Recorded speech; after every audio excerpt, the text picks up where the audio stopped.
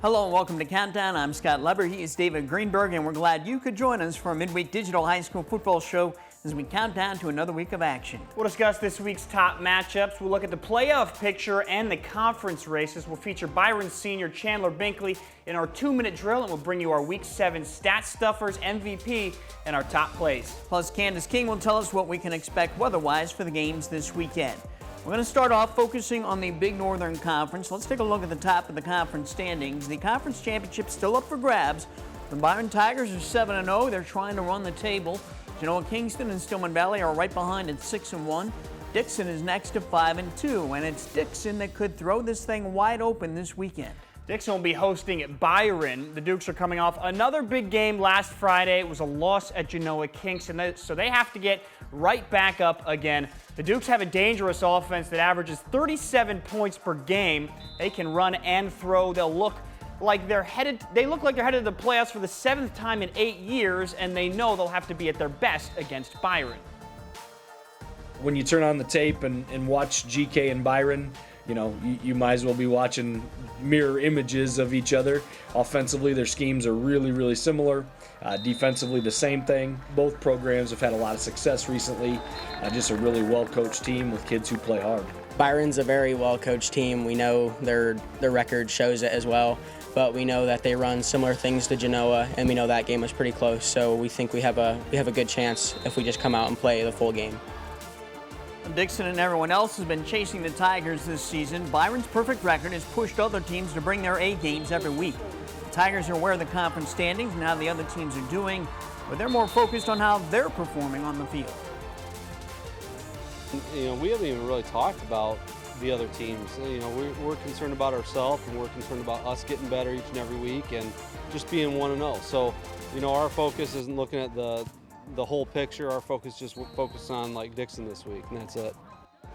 If you want to beat Byron, you have to win the line of scrimmage on both sides of the football. That's where Dixon needs to get the job done and try to pop a few big plays, also preventing Byron from popping the big plays. Yeah, and how about the job the Tigers have done on both sides of the football? They lead the conference in scoring at almost 42 points per game, and that's with the Tigers substituting guys in the second half.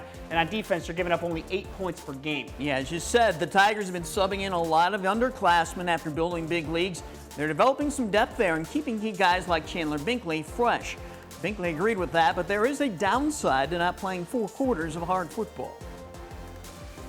I mean, yeah, I'd say so. I mean, we were just talking about it as a team, as not playing this whole game, is that we need to keep staying in shape, especially when coming this playoff stretch. It's going to be a lot more guys playing whole games instead of half games, quarters. So we just want to stay in shape as a team. Everyone's gotten a lot of playing time this year, and that's been really important. So even kids that are backups, they're getting in the game and they're getting valuable experience and they're getting better. That is the big one in the Big Northern. Also Friday night, Stillman Valley is at home and will go after its 7th straight win. The Cardinals will host Rockford Lutheran. People look at the records and say this should be an automatic win for the Cardinals, but the Crusaders, Scott, have been coming on. They're 3-4. They've won 3 of their last 4 games. They've still got a shot at the playoffs. Yeah, the Crusaders have been playing a lot of young kids, and they are getting better, so this could be a competitive game. Stillman Valley at home, though, is going to be tough to beat. Genoa Kingston will play at Rockford Christian. The Cogs are really good. Rockford Christian still looking for their first win. North Boone will play at Winnebago. This will be a very interesting game because both teams are 3-4. The loser will more than likely be out of the running for the playoffs. So these two teams are going to leave everything out on the field, you would think. That should be a very fun game. Then Rock Falls will play at Oregon. Both teams are 1-6. They should be jacked up, sensing a shot at another win. Let's move on to the NIC10. Hononegah probably sealed up the conference championship last week. The biggest thing they need to do is avoid some sort of COVID quarantine and forfeit. Yeah, the Indians are 7-0. The remaining 2 games are against Auburn and winless Jefferson. Harlem's alone in 2nd place at 6-1. Belvedere North in 3rd at 5-2. Boylan and East are 4-3. Both of those teams are trying to make the playoffs. Here is the playoff picture for the Titans. Again, they're 4-3, and to be eligible for the playoffs, the team has to have 5 wins, although there are rare circumstances where 4-win teams do get in. The Titans need to win one of their remaining games. They host Freeport Friday, then they play at East next Friday, and they don't want it to come down to that East game, so the Titans should be amped for Freeport. Here's East playoff picture. They're 4-3, although we can kick that up to 5-3 because Jefferson is still in COVID quarantine and can't play again this week. so the E-Rabs will pick up a forfeit win. That could be enough to get them into the playoffs. The final week again, the E-Rabs will host Boylan. Jefferson, by the way, is expected to be able to play its final game next week against Hononegah. Here's a look at the entire slate of NIC10 games Friday. Hononegah plays at Auburn. The Indians will clinch at least a share of the NIC10 championship with a win. Belvedere plays at Harlem, Guilford at Belvedere North, and Freeport at Boylan. Freeport needs a win to keep its playoff hopes alive, so there's a lot at stake for both squads. Well, Scott, let's talk about the Harlem Huskies a bit. I got a chance to see them last week at Belvedere North. They're looking really, really good. Yeah, they've always had a championship-level defense starting from week 1 when they played at Hononegah. The key for the Huskies, though, was to make improvement on offense, and we have seen that. Yeah, they've inserted DeAndre Young at running back. He gives them that explosive runner who can get chunk plays to go along with the power running of Adrian Palos. Quarterback Austin Redmond has been getting better and better, and now they've added a couple basketball players who made an impact as well. One is Latham Lewis, who hauled in a touchdown catch last week. At 6'2", he's a big target, and he's athletic. Seen him dunk on the basketball court during their practice. Another basketball newcomer is 6'3" Alex Wilson. He had an interception last Friday. Suddenly, the Huskies look like a well-rounded team. Yeah, 3 weeks ago, I was having some doubts about their offense, but not anymore. The Huskies are in much better position now to make some noise in the playoffs. Let's move on to the Northwest Upstate Illini Conference. Dupec won the big game last week against Lena Winslow. Scott, you were there. The Rivermen seem to be a lock to win the conference now. Yeah, they've already played and defeated their 3 biggest challengers, Lee Wynn, Fulton, and Forreston. It's amazing how far this program has come in just a few short years. In 2016, when Durand and Pecatonica fielded separate teams, both schools were winless. In 2017, the first year of their co-op, they were 1-8. In 2018, they were 3-6. But ever since then, the Rivermen have been rolling. Head coach Tyler Hoffman has gotten students of the 2 schools to buy into the process. It's funny, you know, our first year as a co-op, the t-shirt we had made was Trust the Process, right? And so on the back of that shirt, it says Trust the Process. And these guys have done a heck of a job in believing in us. Not quite there yet, though. We take it 1 week at a time. We got a heck of a game next week versus Galena. And then get one to Stockton, but we're in the driver's seat, and I like where we're at right now. This Friday night, Dupec will host Galena. The Pirates are 4-3, so the Rivermen want to take them seriously. Lena Winslow will play at Stockton. Fulton will play at EPC. Forreston will host Gibson City Saturday afternoon. In 8-man football, let's give a shout-out to Milledgeville. The last 2 weeks, the Missiles have dominated Orangeville and Aquin. They are an explosive team. They may be playing the best football of any 8-man team in the state. They lost an opening week shootout to Polo. Polo is undefeated, but they haven't played Aquin yet, and they won't play Orangeville. There was a Polo-Milledgeville rematch. We might have to go back with the Missiles just based on what we've seen these last 2 weeks. Milledgeville won't play this weekend because of an Ashton Franklin Center forfeit. Here are the 8-man games for this week. Hiawatha at Polo, River Ridge at Olden Hebron, South Beloit at Farmer City, Amboy at Orangeville, and Aquin at West Prairie. Now let's give another shout out to the Rochelle Hubs. They're coming off an impressive win against Canelan last Friday. The Hubs won their last 4 games to improve to 5-2 overall. They trail Richmond Burton by 1 game in the Kishwaukee River Interstate 8 Blue Conference. The Hubs had their ground game working really well right now behind Trey Taft, Garrett Gensler, and Cody Stover-Cullum. The Hubs will play at Plano this Friday. Plano's 5-2, so that's shaping up to be a really good game. We'll get to our top 5 plays of the past week and our MVP in just a moment. Right now, Byron senior running back linebacker Chandler Binkley joins me in our 2-minute drill. Chandler, you're an outstanding running back, an outstanding linebacker, but is there another position that you would enjoy playing, you think, if Coach gave you an opportunity to play that position? I'd like to play DN. I feel like I'm built a little bit for that position. I'm small, I'm stocky, but I'd love to play DN and just get in there and just to get to close one time and just chase the quarterback or even get a sack too. That'd be nice. But if it wasn't DN, then I'd probably say maybe quarterback and just try and get a scramble in there and run it or throw the ball around a little bit. All right, if I had a fantasy high school football team, you'd be one of my draft picks. But on this team, among your teammates, if you could go to battle with just one guy for one must-win game, who would that one teammate be? I'd say Andrew Claunch. He's a stud. He's built like a bowling ball, and if anyone's gonna have my back, he'd be the guy that would never quit, and he'd always be there for me. What other talents or hobbies do you have when you're not playing football or working out? What do you like to do for fun?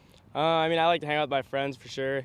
I mean, I like to watch sports too, you know, NFL, NBA. If it wasn't for that, I mean, more of my outside hobbies, I mean, go around, fish a little bit, more of the outdoor camping, ride dirt bikes, four-wheelers, all that good stuff. So, I mean, I like pretty much a lot of things, but, I mean, just being with my friends, family, you know, those are the key ones. What's your favorite sports team, whether it's football or basketball or whatever sport? Who's your favorite team? Definitely the Packers. All right. And what do you think of their chances the rest of the way this year? They got a tough schedule coming up, that's for sure, but, I mean, we'll see how it goes. We got the last dance this year, so, I mean, they're built around. They're a decently good team. I mean, there's some good teams out there as well, so we're going to see what tests bring to them and see how they do. I mean, we know we can't get over that NFC championship, so hopefully maybe this year's that year. So, who's your favorite Packer player? Devontae Adams. Yeah, he's just clutch, isn't he? Yeah, he's just a different breed. That's it. Give me your game day routine, all right? It's game day. You wake up in the morning. What do you do morning, afternoon, before the game to get yourself in the best position to go out there and play your best ball? I usually just throw the headphones in during school, just get the music going, get locked in, and then after school go home, get a little 30-minute hour power nap, and just start thinking about the game. And then usually I'm the first guy here, get the music going in the locker room.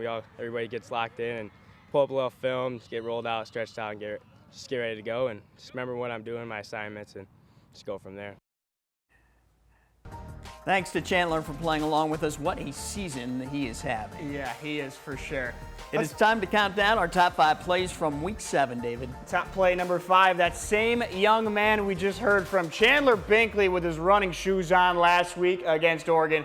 Shows good vision, cutting back to the inside, then he turns on the speed. He makes it 49 yards for the touchdown.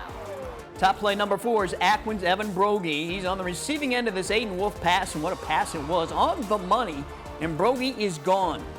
The Aquin Bulldogs, they make our top plays of the week every week. They are so explosive. That is for sure. Top play number 3, this pass play that tops the last one. Freeport Xavion Segner rolling out against a good East defense. On the run, he throws a strike to Devontae Hereford. He catches everything that comes his way. Take another look at this. Segner showing his nimbleness and his arm strength, like Pat Mahomes out there, delivering this ball on the move. Get a little better protection, he could put up some amazing numbers. That's top 5 play of the week material right there. No doubt. Top play number 2 is from the Dupac-Lena Winslow game. On the final play of the first half, Lewin's Luke Benson fires for the end zone. Bo Seaton of Dupac has the inside position for the interception. And he seemed to have the ball, but no, Brody Mann just took it away from him, and that was a Lee Win touchdown. A heady play by Brody Mann. And our number 1 play from Week 7, same game, same team. Lena Winslow quarterback Luke Benson throwing for the end zone. That's Mari Roby. Look at the extension by Roby, the focus, the fingertip grab. Amazing. Well, we've come to expect amazing from Mari Roby, huh?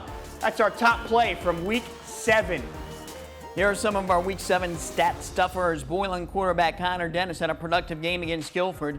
He passed for 196 yards and 2 touchdowns. In that same game, Guilford quarterback Bryce Walker had a strong showing. He completed 11 of 15 passes for 157 yards. That's more passing yards than the Vikings mustered in a season the last few years when they just couldn't throw the ball at all. Rochelle junior running back Garrett Gensler scored 5 touchdowns in the Hubs' big win against a good Canelan team. And what a game Milledgeville quarterback Connor Nye had at Aquin. He accounted for 359 total yards of offense and accounted for 7 total touchdowns. Got a good one over there. Yeah, and Boylan kicker Bella Sparrow makes our Week 7 stat stuffers.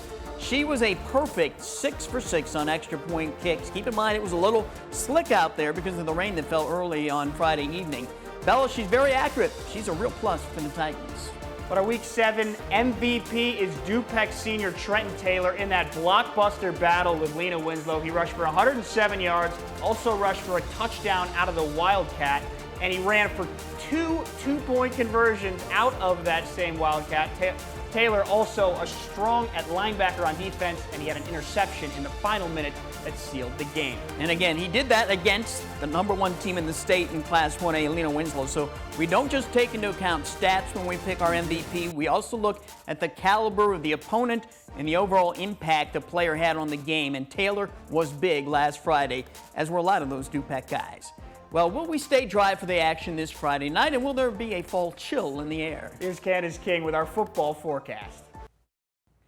Thanks, guys. You know, we've had some pretty nice weather for our Friday night football games. And this Friday, we might be able to squeeze out one more decent Friday night, although I think there are going to be some showers that we have to deal with, at least for the first half of the game, those early games. We've got the cloud cover that'll be around and showers that'll be with us through the afternoon. Those will be moving out, though, by the evening. Temperatures will be cool, so you'll definitely need the sweater or the jacket. Starting off our early evening temperatures in the 50s. We'll give it another cloud interference for our Friday night football games. As the time you get ready to head home, temperatures will be dropping into the lower 50s. We'll still keep that cloud cover around, clearing out though as we head into the weekend. Scott, David, back over to you.